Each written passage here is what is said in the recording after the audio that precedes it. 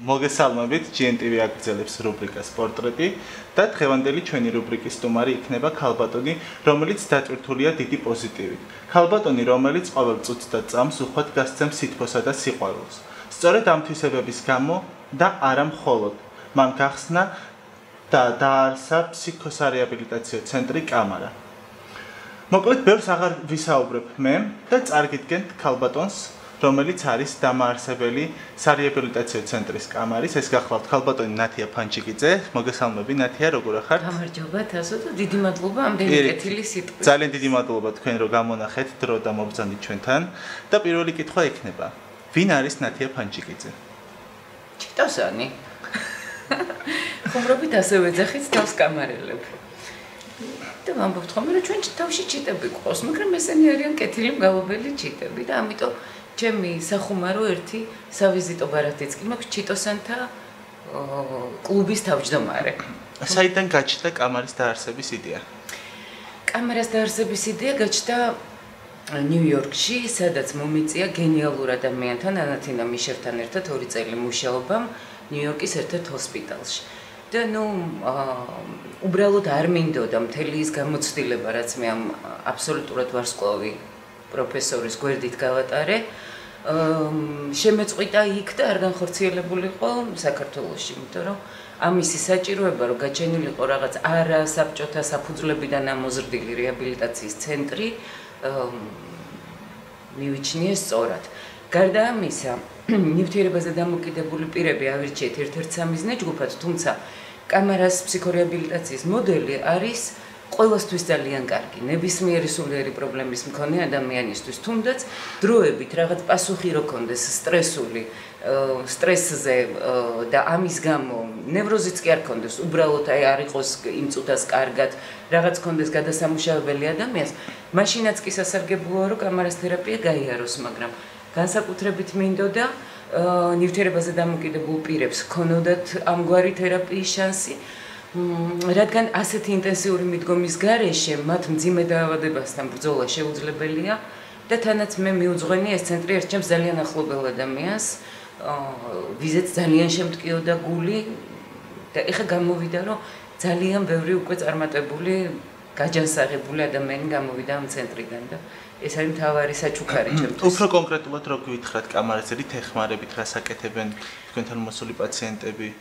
კამარაში არის 8 სხვადასხვა სახის ფსიქოთერაპია მუდმივად. მთელი კვირის განმავლობაში ინტენსიური კურსია. 5-5 საათი ჩვენთან ატარებს თითოეული პაციენტი დროს. თვითონ ეს თერაპიები, რა თქმა უნდა, არ არის არაფერი სიახლე, ველოსიპედი არ გამოგვიგონია. ყოველი მათგანი არის აპრობირებული დინამიური და კრეატიული თერაპიების ნაკრები. მაგრამ თვითონ აი ამ მეთოდის უნიკალურობა არის ამ ფაქის ტიხრებში, რომელიც არის მცირე საიდუმლოებები, თუ რატომ მუშაობს ეს მეთოდი ასე კარგად და უფრო ისე ირაციონალურად რომ თქვა, ყველაზე კონკრეტული პასუხი, რატო აქვს კამარას ამ ხელა შედეგი, ერთადერთი პასუხი არსებობს სიყვარული. რომ თუ კი შენ არ გიყვარს პაციენტი, არ აქვს მნიშვნელობა რამდენი წიგნი წაიკითხე, რამდენი ისწავლე და რამდენი გამოცდილება მიიღე, იმიტომ რომ კურნავს მხოლოდ სიყვარული და ავად ხდის მხოლოდ სიყვარულის დეფიციტი ნებისმიერ ადამიანს. თებერვლის თვეში ჰქონდათ კამარელების გამოფენა. ამასთან დაკავშირებით გითხარით როგორ ჩაიარა, ვინ იყვნენ სტუმრები და რა შედეგი მიიღეს თვითონ პაციენტებმა თავიანთი გამოფენისგან? ესე იგი, ეს გახლავთ არტ-თერაპიის პროცესში, არტ-თერაპია არის ჩვენი ერთ-ერთი თერაპია. არტ-თერაპიის პროცესში შექმნილი ნამუშევრები, რომლებიც თავიდან იწყება ძალიან მარტივი თერაპიული ტექნიკებით, სადაც საერთოდ არ გვაქვს ჩვენ მიზნად, რომ ეს შეიძენს ხელოვნების ნაწარმოების ღირებულებას. აქ მთავარია თვითჩაღრმავება, საკუთარ სულში სადინარების გახსნა და მხოლოდ ამის შემდეგ თანდათან ხელიც იწაფება და უცებ აღმოჩნდება ხოლმე, რომ რაღაც ისეთი გია ეძგორაძემ დამიწერა ძალიან საინტერესო სიტყვა, რომ როგორი კარგი ნამუშევარიაო, ასეთიო პროფესიულ გამოფენებზეც არ მინახავსო, ამ ხელა შინაგანი აუცილებლობით გამოწვეულია. და აი ზუსტად ეს გახლავთ, ეს არის შინაგანი აუცილებლობით შექმნილი ნაწარმოები, რომელიც იმდენად გულწრფელი და ნამდვილია, რომ ამიტომაც მოდის მაყურებლის გულთან და აღარ აქვს მნიშვნელობა, როდის ისწავლა ფუნჯის დაჭერა ადამიანმა ხელში. გამოფენა ყოველთვის მიდის ხოლმე დიდი წარმატებით და საბედნიეროდ ჩვენი საზოგადოების აი ეს უსაზღვრო სიკეთეს მე ვგრძნობ ხოლმე ამ დროს რამოდენად ანაგრძნობით ეკიდებიან ამ ადამიანებს. რამხელა მხარდაჭერა მოდის მათგან ცნობის მოყარეობა რომ არ ეზარებათ რომ მოვიდნენ ნახონ თუმცა ჩვენც არ ტოვებთ ხოლმე იმედგაცრუებულს მართლაც ძალიან საინტერესოა გამოფენები. სამწუხარო იყო ის რომ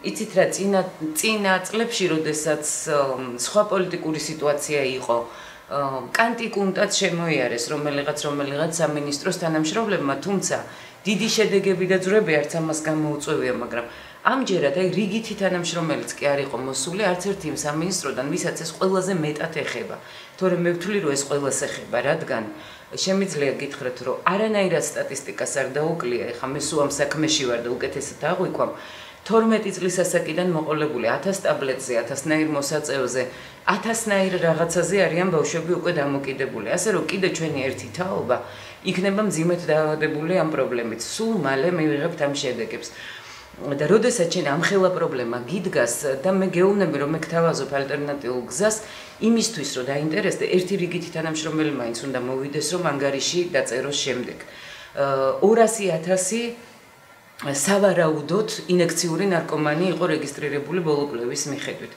და მხოლოდ ინექციურიც არ არის ნივთიერებაზე დამოკიდებული პირი არის კიდე ალკოჰოლიზმი ქალების აღრიცხვა ჭირს ტაბლეტებზე და სხვა ტიპის ნარკოტიკზე დამოკიდებული ადამიანების აღრიცხვა ჭირს ანუ პრობლემა გაცილებით დიდია ეს პრობლემა მე კიდევ ძალიან ზრდის ჰეპატიტის რაოდენობას ძალიან ზრდის შიდსის გავრცელებას აქედან გამომდინარე, როდესაც ჯანდაცვის სამინისტროდან არც ერთი თანამშრომელი, განათლების სამინისტროდან, რომელსაც მომავალ თაობასთან აქვს ურთიერთობა და პრევენციის მიზნით რომ უბრალოდ გაერკვეს პრობლემაში.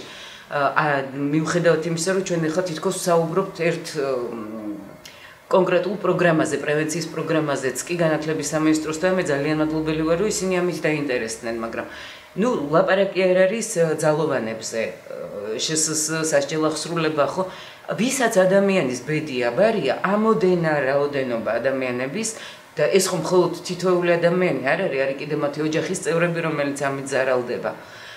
ასეთი გულგრილობა ნიშნავს მხოლოდ პროფესიულ გულგრილობას და ნამდვილად არ შემიძლია რომ ეს არ აღნიშნოს. როგორ ფიქრობ, რატო არ მოვიდნენ?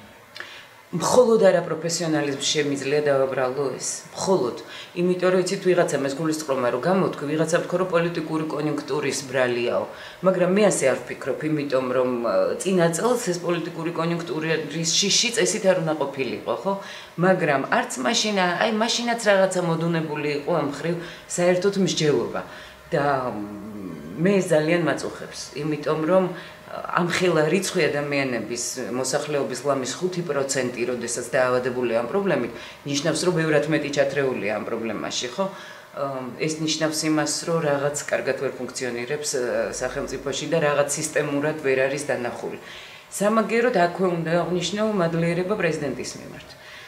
რადგან არც განკვირვებია მისგან ეს, იმიტომ რომ თვითონ პრეზიდენტის დედა გახლავთ არაჩვეულებრივი ფსიქოთერაპევტი ქალბატონი მზია გომელაური ძალიან საპატივცემულო ადამიანი ჩემთვის, ამიტომ რომ გიორგი მარგველაშვილს მეტი ცოდნა ჰქონოდა იმ საქმის მნიშვნელობის შესახებ, რაც ეჩვევა აკეთებთ, არ გამკვირვებია, მაგრამ ნუ ძალიან მადლობელი ვარ, რომ მან გადაწყვიტა მის მიერ შეწყალებულ პატიმრებს ბოლომდე მიხვეს და საზოგადოებაში მათი ინტეგრაცია იყოს უფრო უსაფრთხო, უფრო უსტრესო, იმიტომ რომ ჩაკეტილი სივრცის სინდრომი თავისთავად იწვევს 1000 პრობლემას, იქ რომ სხვა ტრამვა არც კი იყოს მიღებული. და მან დააფინანსა ეს თავისი შეწყალებული პატიმრები, რომელსაც შეუძლიათ უფასო რეაბილიტაცია გაიარონ ჩვენს ცენტრში. რამდენიმე მათგანი უკვე მოგვაკითხა ყავს, ასე რომ ველოდებით ხვებსაც. ნათია, ჩვენ გვაქვს ინფორმაცია იმასთან დაკავშირებით, რომ უახლოეს მომავალში აპირებთ თქვენი პაციენტებისთვის გახსნათ კაფე. აი ამასთან დაკავშირებით უფრო ვრცლად რო გითხრათ, თუ შეიძლება. დიდი მადლობა, რომ დაინტერესდით ამით, იმიტომ რომ ეს დიდი სიხარულია.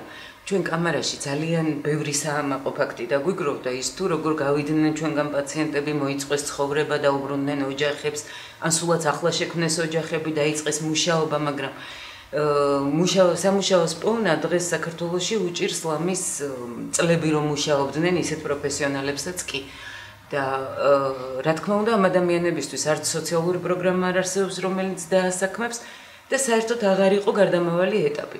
ანუ გარკვეული ჯგუფი ჩვენი პაციენტების, რომლებსაც კიდე ფიზიკური ინვალიდობაც აქვთ,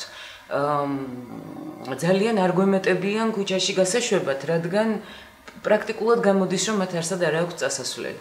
და ბოლო პერიოდში IOM-ი არის ასეთი შვეიცარიული ორგანიზაცია, მოვიდნენ ჩვენთან სტუმრად, ჩვენ დავწერეთ ბიზნეს გეგმა, გვითხრესო თქვენი ბიზნეს გეგმა, ბიზნესის თვალსაზრისით ძალიან სუსტი იყო, მაგრამ რასაც აკეთებთ არის უბრალოდ არაჩვეულებრივიო და არ შეგვიძლია გულგრივად გვერდის ავლა ამისთვისო და რაღაცა მცირე გრანტი, ერთი შეხედვით არც ისე მცირე, მაგრამ ამოდენა საქმის დასაწყებად არ არის დიდი ფული.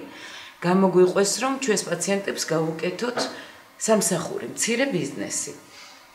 და რადგანაც თანხა არ არის დიდი, პრაქტიკულად დიდ ნაწილს საქმეს ვაკეთებთ საკუთარი ხელით, ვაგებთ ახლა იატაკს, სპეციალისტებს ვქირავთ, ოსტატებს, მხოლოდ იმ შემთხვევაში თქვა სანტექნიკოს როგორი საქმეც ჩვენ არ ვიცით.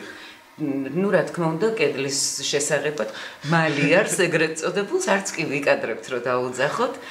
და ვარამით ძალიან ბედნიერი ვაკეთებთ არტ კაფეს ულამაზეს უბანში, სოლოლაკში და ძალიან მალე იმედი მაქვს რამდენიმე თვეში გვექნება პრეზენტაცია.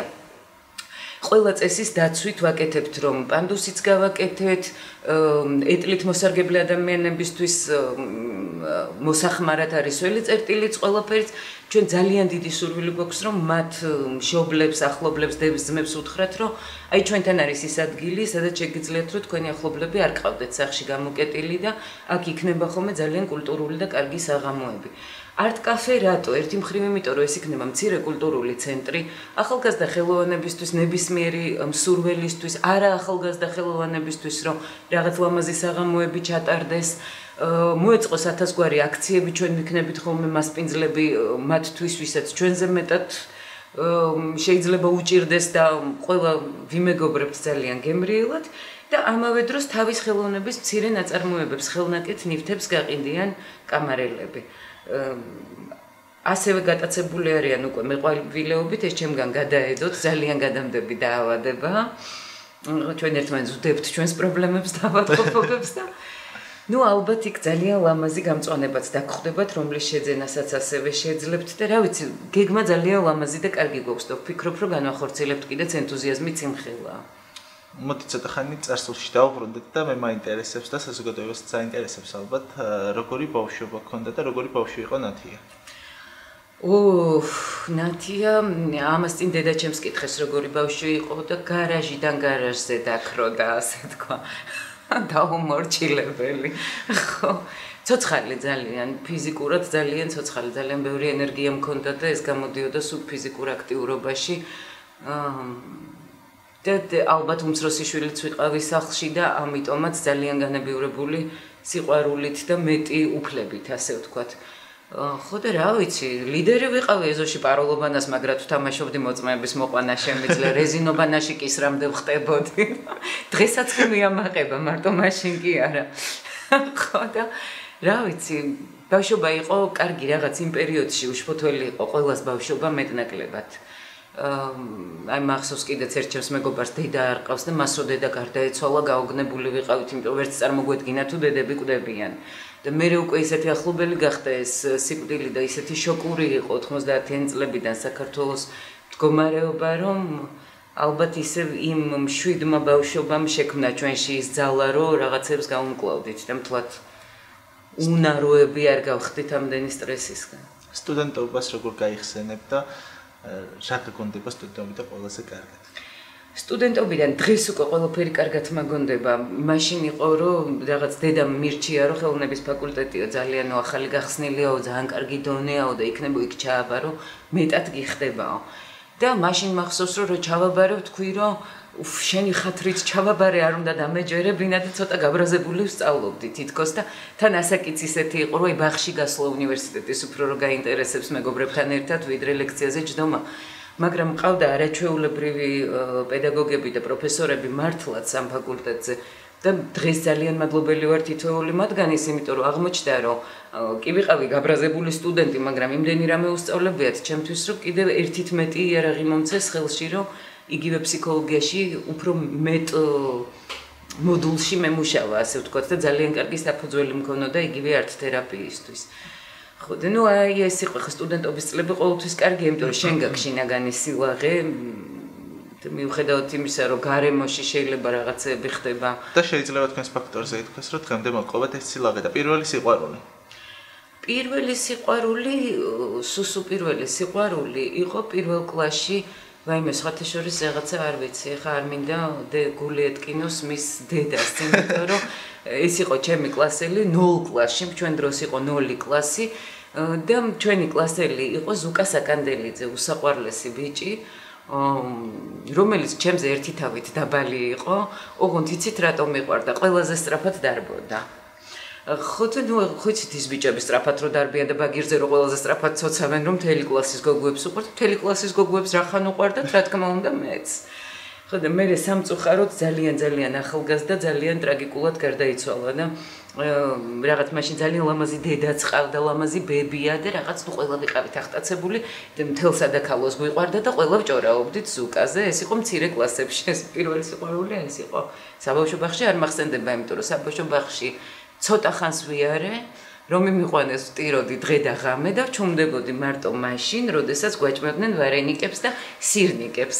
ეტყობა იყო რუსი მზარეული და ეს იყო ისეთი გემრიელობები, რომ აი ამ ჭამის დროს ვიყავი განაბული და ჩუმად და სადილობა რომ დამთავრდებოდა, ისევ დიდ პირს ვაღებდი. აი ის პირი დღესაც თვალწინ მიდგას, რამხელა პირს ვაღებდი და რამხელა წრემლებით ვტიროდი, რომ მინდოდა დედა და ცოტა ხანს ვიარე ბაღში, ასე რომ შეყვარებულის გაჩენა იქ ვერ მოვასწარი. სიყვარული, რომელიც დღემდე მოდის და შეიქმნა ოჯახი. როდის გეწვიათ და პირველი სიყვარულის ახსნა ირაკლის მხრიდან. თუ გახსოვთ? ახსნა, ასე სიყვარულის ახსნა, როგორცაც ერთი დეკლარაცია, ნაკლებად მახსოვს, მაგრამ მახსოვს ის, რომ ვიღაც ძალიან კარგი გარეგნობის ადამიანი მაკვირდებოდა. ხო და რაღაც მე გაგვაცნო ერთ-ერთმა საერთო მეგობარმა და აღმოჩნდა, რომ მანამდე კაფეში შევხვედრივართ ერთმანეთს, სადაც მე და ჩემი დაქალი გიჟებივით ვიცინოდით და ეს დამახსოვრებია როგორც ჭექა, ქოხილი და ეუვა. ხო და მე მიცნო იმაში უნივერსიტეტში და რაღაც ასე დაიწყო ეს ამბავი. პირველ პაემანზე წავედით ზოოპარკში.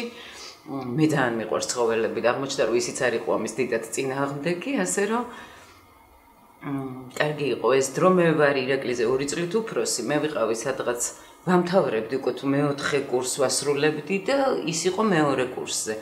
მე ნუ რა თქმა უნდა უკვე ძალიან გვიჭირდა ერთმანეთის გარეშე ყოფნა და მე მის ლექციებს ვესწრებოდი, ის ჩემსას გააჩნია ვის როგორ ეცალა და ნუ ავსებული ვართ დიპლომებით შეიძლება ითქვას ოფიციალურად და არაოფიციალურად, რაც ჩვენ ლექცია გვაქვს ნასმენი.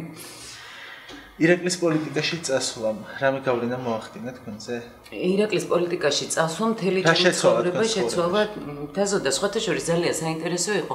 ამას წინ ძალიან საყვარელი პატარა გოგო მყავს პაციენტი, რომელიც მიყვებოდა ამბავს, რომ აი ბიჭი მოსწონს და იცი რაღაცა სხვანაირები ვართო, განსხვავდებით ინტერესებითო და მე ვთქვი, რომ რა თქმა უნდა დიდი ბედნიერებაა, როდესაც წყვილს აქვს ერთი ინტერესები, როდესაც მაგალითად ეხა ჩემი ქმარი რო იყოს კარგი ფსიქიატრი და ჩვენ დღე და ღამე განვიხილავდეთ ერთნაირად საინტერესო ჩვენთვის რამეს. მაგრამ მე თუ მკითხავთ, იქნება ბევრად უფრო საინტერესოც კი რადიკალურად განსხვავებული ცხოვრების გზის ადამიანები.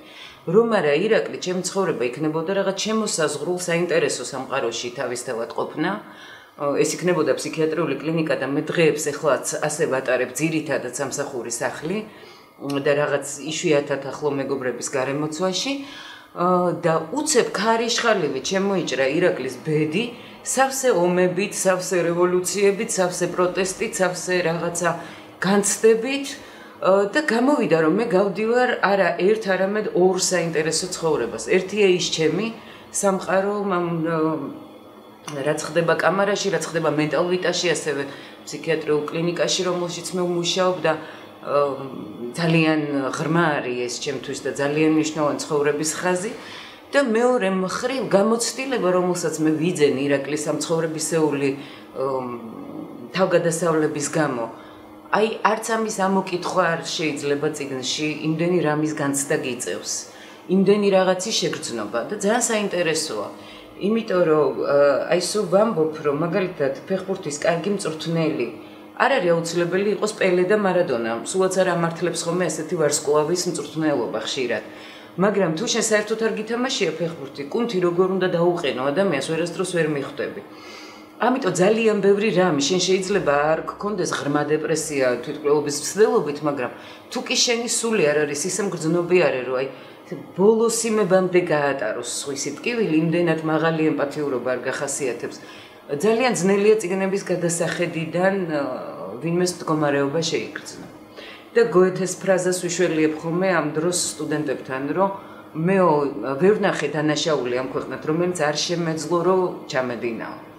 ესე იგი არ არის საჭირო რომ ჩვენ ყველაფერი სრულიად განვიცადოთ, მაგრამ რაღაცა უნდა იყოს გახსნილი ისეთი, რომ ჩვენ შევიგრძნოთ მაქსიმალურად. იგივეა ჩემს პროფესიაში, მაგრამ აი ამ პროფესიისთვისაც იმხელა დანამატები გააკეთა. აი ამ უცნაურმა ენერგეტიკულმა ტალღებმა, რასაც უკვე გამოვიდა, რომ რამდენი რამე იგრძნო ადამიანებმა იგივე მიტინგებზე, პროტესტის დროს, ხო ძალიან ბევრი თავის თავზე. მაგრამ მე ხო ამ ყველაფრის შუაგულში თუ აი სულ რაღაცა ფრონტის ხაზზე მიწევდა დგომა და მოძრაობა და დაყვებოდით ირაკლის აქციებზე? იცით აქციებზე ნაკლებად, მაგრამ ფიზიკურად და გაყოლაზე არ არის, იცით რაღაცნაირად შუაგულში ხარ ამის. მე ომშიც არ დავყოლილი ვარ ირაკლის, მაგრამ ამ ომმა ძალიან გაიარა ჩემში და ძალიან გადაიარა ჩემზე, ასე რომ ვთქვათ. მთელი თავისი მოვლენებით იგივე ირაკლის მამის იქ დაღუპვა ძალიან ისეთი ის იყო, შოკური რაღაცა იყო, არა მხოლოდ იმიტომ, რომ ეს ადამიანი აღარც ცოცხალი მოგცეს და აღარც მკვდარი. არამედ აი ეს უცნაურობები რაც იქ ხდებოდა, ის რომ ვიღაცა შეეძლო ამაზე ფული ეკეთებინა, ჩამოელო, ვიღაც ჩამოვიდა და უცებ დაღესტნიდან ფულს მოკრებდა, რომ შენი შვილი ცოცხალია, მამა შენი ცოცხალია, შენი ძმა ცოცხალია და მე მახსოვს ირაკლი სიგარეტას და ტანსაცმელს რო უგზავნი და ამ ყველაფერთან ერთად რომ მამა ბევრს ეწეოდა და რო აღმოჩნდებოდა რომ უბრალოდ გაძარცვეს ხალხი. და ეს მაშინ ჩემთვის, რომლისთვისაც ბავშვებისთვის, ახლა ბავშვები უკვე შეიძლება მთლად აღარ ვიყავით, მაგრამ რაღაცნაირად გავიზარდეთ კეთილ გარემოში და რაც უფრო ახალგაზრდა ხარ, შენთვის შავი და თეთრი სამყარო უფრო მკაფიოდ არის გამიჯნული. ამიტომ მე მსგავს რაღაცეებზე წარმოდგენა არ მქონდა და აღმოჩნდა რომ მე ამბად კი არ მოვისმინე, ჩემ თავს ხდებოდა. და აქედან გამომდინარე, ამან ძალიან ბევრი ცოდნა მომცა ცხოვრებაში, აღარაფერი აღარ მაკვირვებს. რაღაც ხანდახან ამას პირიქით დღეს ისე კარგად მაქვს გადამუშავებული, რომ უკვე ვიძახი, რომ ეს არის თქო ნოველების შინაარსი, რომელიც იმდენად საინტერესოა, რომ ლამის აღტაცებული ვარ ამ შინაარსებით. ხო და რა ვიცი, ძალიან მაგარია. ანუ მთლიანად კალაპოტი შეცვალა ირაკლიმ ჩემი ცხოვრების, განცდების, შფოთვების. მე პირადად იმეც ვიტყვი, რომ ერთხელაც ირაკლი თქვენს საოცრს დაიგავს და იქნება ჩვენი სტუმარი. საზოგადოებას აინტერესებს არა, საზოგადოებაში არის ხოლმე ის ფაქტი გავრცელებული, რომ რადგანაც არის პოლიტიკოსის ცოლი, ან დიდი თანამდებობის პირის მეორე ნახევარი აუცილებლად უნდა დადიოდეს დაცვით და ემსახურებოდეს მძღოლით. და თქვენ შემთხვევაში როგორ არის? ყავთ დაცვა და გემსახურებათ მძღოლი თუ დადიხართ ისე როგორც ჩვეულებრივი მოქალაქე? ირაკლის სახელმწიფო მანქანა გამოყენებული მყავს სულ 3-ჯერ 4-ჯერ, როდესაც მასთან ერთად მივდიოდი კონცერტზე, ან აი ესეთ შემთხვევაში და 2-ჯერ რაღაც პატარა მანქანით უბრალოდ გავდიოდი ქალაქიდან და დამეხმარნე. თორე ზოგადად არასოდეს არ მისარგებლია ამ მანქანით, იმიტომ რომ ირაკლის ვერც წარმოუდგენია ამ სახელმწიფო რესურსის დახარჯვა და საერთოდაც არის წესების ისეთი დამცველი, რომ იმიტომ განსაკუთრებით შეურაცხყოფილი ვარ აი ამ უსინდისო საქმის მიმართ, რომელსაც ახლა ვეღარც ამთავრებენ და ვეღარც აბოლოებენ და ვერც დანაშაულს პოულობენ და ვერც ვერაფერი, იმიტომ რომ მე რო ირაკლის პასუხისგებლობა და დამოკიდებულება ვიცი მისი საქმის მიმართ. Ну, განსაკუთრებით ამანი მოქმედა შეურაცხყოფილად, ვიდრე რამე სხვა, იმიტომ რომ მისი თანამდებობიდან განთავისუფლება არ დაგიმალავთ და გამიხარდა. მე თვითონ უფრო რაღაცა მიყვარს ლაღ პოზიციაში ყოფნა. ანუ მიყვარს, როდესაც აი ეხაც ვფიქრობ, რომ თურმე რამდენად დამაბალანსებელი ძალა ყოფილა ეს პარტია მთავრობისთვის, გზაკვალი ისე აირიათ, ძაღლი პატრონს ვეღარ ცნობს რა ხდება საერთოდ ქვეყანაში და მეორე მხრივ კიდე რაღაცნაირად თუ კი შენი ხედვა გაუგებარია ვიღაცისთვის, ჯობს რომ არ იყო იქ, სადაც არაფერი არ ესმით, რაზეც ელაპარაკები, ხო?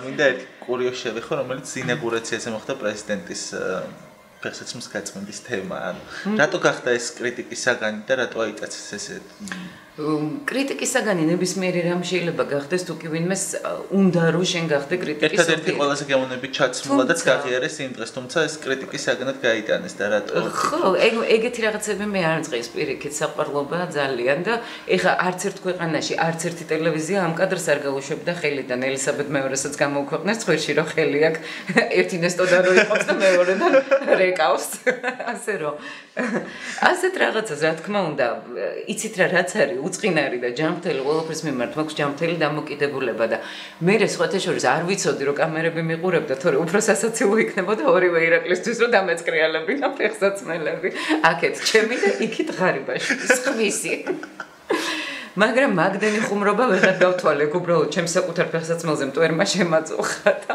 მოწყენილობისგან სანამ დაიწყებოდა ცერემონიალი მოხდა თუმცა ამას საზოგადოების მხრიდან მაინც უხეში კრიტიკა მიიღო და თქვენ ამას შეხვდით ძალიან დადებითად და Facebook-ში ზოგადად იმ ადამიანების მიმართ ვინც მტრულად არიან თქვენს მიმართ და თქვენი ოჯახის მიმართ განწყობილი ყველას მიმართ წერთ ხოლმე ძალიან დადებით განცხადებს ან სტატუსებს ესე რომ ვთქვათ სოციალურ ქსელში როგორ ახერხებთ იმას რომ ამდენი ემოცია ამდენი სითბო, სიყვარული გადმოსცეთ ბრჭყალებში მტრების მიმართაც კი. მტრები არ არსებობს თაზო, იმიტომ რომ მე მაგ ადამიანებისთვის არაფერი დამიშავებია და როგორ შეიძლება ისინი იყვნენ მტრები გააზრებულად. და თანაც კიდე ჩემი პროფესიის წიაღში ყოფნაც არ სჭირდება იმას რომ ვიცოდეთ რომ თუნდაც მე როდესაც თვითონ გაღიზიანებული ვარ და საკუთარ შვილს მაინც შეიძლება ზედმეტი შენიშვნა მივცე იმ წუთას უნდა ივარაუდო რომ ან თავი მტკივა ან რაღაცა მაწუხებს მე თვითონ მაქვს შიგნით დისკომფორტი იმიტომ რომ როდესაც ადამიანს შენთვის არაფერი დაუშავებია და შენ ხარ რაღაც აბსოლუტური ბრაზით მის მიმართ შეპყრობილი ეს არასდროს არ მოწმობს შენს კარგ სულიერ მდგომარეობას ამიტომ ვერაფრით ვერ აღვიქვამ ამ ადამიანებს მტრად უბრალოდ ვთვლი რომ ყველას თავისი გასჭირვებია და შესაბამისად ხა ნუ არა უშავს თუ კი მას ჩემს ფეხსაცმელზე რაღაცა ცუდად ლაპარაკი უკეთესად გახდის ჩემი თავი შემოულოს ჩემი პროფესია სწორედ სტრესების მოხსნა გინდა ასე გინდა ისე და განიმუხტნონ რა გავაკეთო აბა მაგრამ ვერ დავფიქსირდებით ან ამაზე იმიტომ რომ მე ვთვლი რომ ძალიან იყვიანი ადამიანი ვარ და ძალიან ბევრი სიყვარული თუ არ გარემოცული ზოგადადაც ეს ქვეყანა არის სიყვარულით სავსე ქვეყანა და ეხა ამდენ სიყვარულს რო იღებ ეხა ხანდახან ცოტა წიწაკაც უნდა მოგხვდეს არა უშავს მე ვაღიარებ და ყოველთვის ვთქვამს რომ თქვენ ხართ ერთადერთი ქალბატონი ჩემს მეგობრებში რომელსაც მუდმივად გაქვთ დადებითი სტატუსები ბევრი პოზიტივი და მე მინდა რომ საქართველოში იყოს მეტი პოზიტივი და მეტი ნათიაფანჩიკიძე და ბევრი სიხარული მოგვანიჭოს თქვენნაირმა ადამიანებმა და ბოლო კითხვა მექნება რა გეგმები გაქვთ სამომავლოდ გარდა იმისა რომ იხსნება არტ კაფე. ჯერ ეგერთი ძალიან დიდი მადლობა თაზო მეგობრობისთვის და ამ კეთილი განწყობისთვის რა და მეც მინდა რომ ბევრი სიყვარული იყოს ამ ქვეყანაში და ამ ქვეყანაში არის ამის პოტენციალი იმიტომ რომ ადამიანებს ამდენი პრობლემა და კიდე გიღიმოდეს ხელებ გაყინული თუნდაც ვაშლის გამყიდველი ქუჩაში ეს არის მართლა საოცარი რესურსი რაც ჩვენს ხალხს აქვს და სულ ვამბობ რომ კამარა არის თქო განხორციელებული ღირებულება იმისი რომ ჩემამდე არ მოდიან კარგ ჯანმრთელ მდგომარეობაში მყოფი ადამიანები აბსოლუტურად ჩანგრეული სულიერად ადამიანი მოდის და როცა მას ეკცევი კარგად და თბილად ადამიანი თბება თანდათან იწყებს მისი სული გაშლას და ბოლოს იწყებს შემოქმედებას ანუ უკვე ენერგია ისე გროვდება რომ გადმოედინება და რაღაცა მატერიალიზდება ამიტომ ვამბობ რომ ერთადერთი ხსნა არის სიყვარულის ენერგია აშენებს მხოლოდ და თუ ჩვენ ადამიანებს მოექცევით კარგად დაიწყება აყვავება ყველაფრის რა ასე რომ მე იმედი მაქვს რომ როდესმე იქნება ასეთი მშვიდი და ტკბილი ატმოსფერო ამ ქვეყანაში გეგმებს მომავალში რაც შეეხება ჩემი გეგმის ცვლილება შეუძლებელია ეს არის ჩემი ცხოვრების პროფესია მანამ სანამ გავალ პენსიაში იმიტომ რომ ვთვლი რომ მანამდე ბევრი საქმის გაკეთება შემეძლია ადამიანებისთვის და მერე აუცილებლად მივდივარ რაჭაში იქ ინფრასტრუქტურას მოვიწესრიგებ ჯერ მჭირდება ელემენტარული კანალიზაცია რომ გათბობა მქონდეს და წყალი მქონდეს ნორმალურად და პატარა ხელის ტრაქტორი არის ჩემი სიბერის ოცნებაც და პოზიტივიც იმიტომ რომ სიბერის აღარ მეშინია რომ წარმოვიდგენ რომ ჩემს უსაყვარლეს საქმიანობას ბოლოს და ბოლოს მივეძღვნები და ხო იცინეთ და პამიდურის მოსავალზე რომ დაგპატიჟებთ მე რომ ნახავთ სასაცილო ყოფილა ჩემი ფერმერობა ძალიან დიდი მადლობა ნათია, ჩვენ გემშვიდობებით. ხუთშაბათ შეხვდებით ისევ ერთმანეთს. დღევანდელი ჩვენი რუბრიკის სტუმარი გახდათ დადებითი და პოზიტიური ქალბატონი ნათია ფანჩიკიძე. კიდევ ერთხელ დიდი მადლობა ნათია შენ და გისურვებ დიდ წარმატებას. დიდი მადლობა და თქვენც ასევე წარმატებები, იმიტომ რომ ესეთი ახალგაზრდული ჯგუფი, რომელსაც არც დამფინანსებელი ყავს, ერთი მხრივ ეს ბედნიერებაა, თავისუფლები ხართ, რასაც გინდათ, ჟღურტულებთ, მაგრამ მეორე მხრივ კარგი იქნებოდა ხელშეწყობა, რომ თქვენც მოღონიერებული ყავით. გვაქვს იმედი, რომ ჩვენც და თქვენც გექნებათ ხელშეწყობა და კიდევ ბევრჯერ შევხვდებით ერთმანეთს უკვე სხვა ატმოსფეროში, პრეზენტაციებზე და ასე შემდეგ. ძალიან დიდი მადლობა კიდევ ერთხელ, რომ იყავით ჩვენი რუბრიკის სტუმარი. გისურვებ წარმატებებს, გემშვიდობებით ხუთშაბათამდე.